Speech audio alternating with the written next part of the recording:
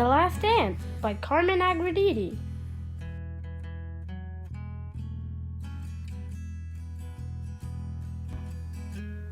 Nanny would throw buttons at my window. His grandfather was a tailor.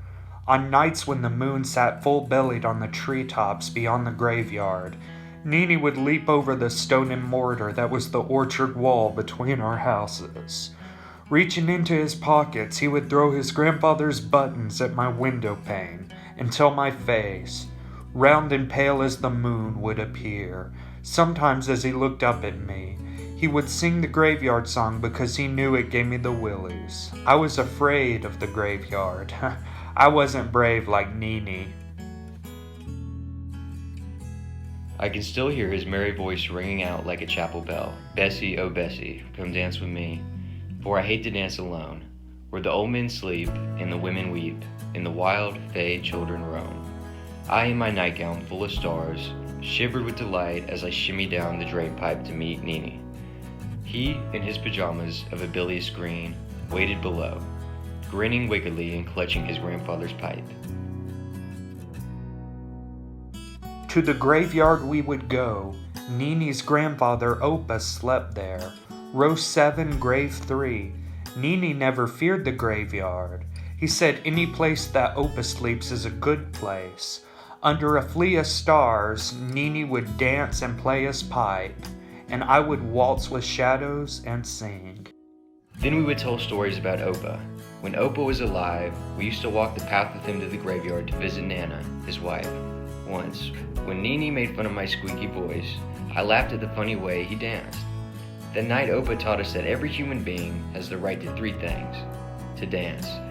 The thing in life is not so much to dance well, but whether one is willing to dance at all, to sing. Even if you sing off key, the crow has as much right to his voice as the nightingale. To tell stories. Those we love are never really gone as long as their stories are told.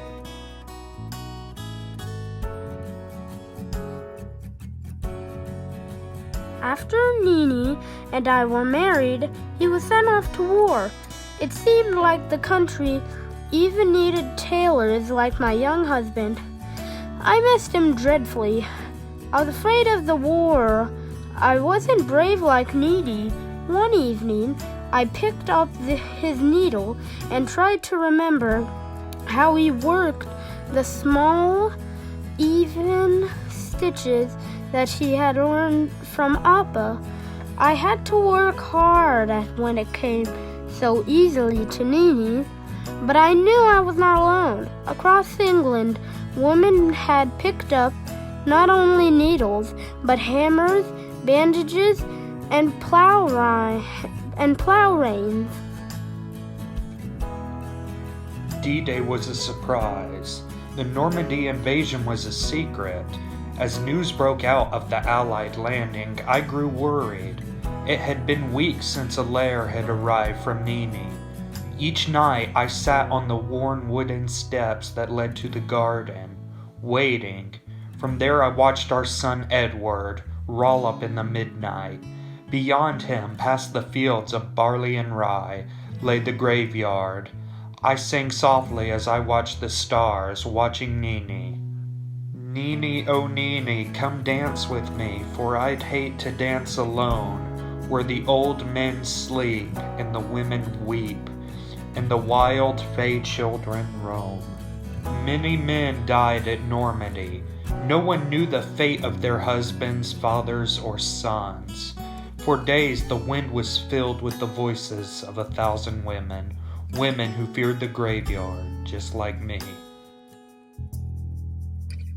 Each day I listened for the sound of buttons against my window pane, telling me that Nanny was alive and home safely. Instead, it was McKinney's bicycle wheels crunching the gravel that brought me word of Nanny. Coming home, stop. Put on dancing shoes, stop. Love you always, never stop. Bessie, oh Bessie, come dance with me, for I hate to dance alone, where the old men sleep and the women weep, and the wild fey children roam. Nini was dancing with a dish rag as I cleared sticky tea cakes from their trays. No time for dancing tonight, Nini boy. This party is for us. It was our anniversary, and all of the children had come to celebrate. Then who else but us should be dancing? Laughed Nini. Look, Bessie, it's just like our song. We peeked into the parlor, and there was Uncle Wendell, snoring in Nini's favorite armchair. Amid a roving band of grandchildren, and Edward's wife, Dee Dee, was crying into her kerchief, saying, "It's beautiful, Edward. Isn't it beautiful? It was just like our song."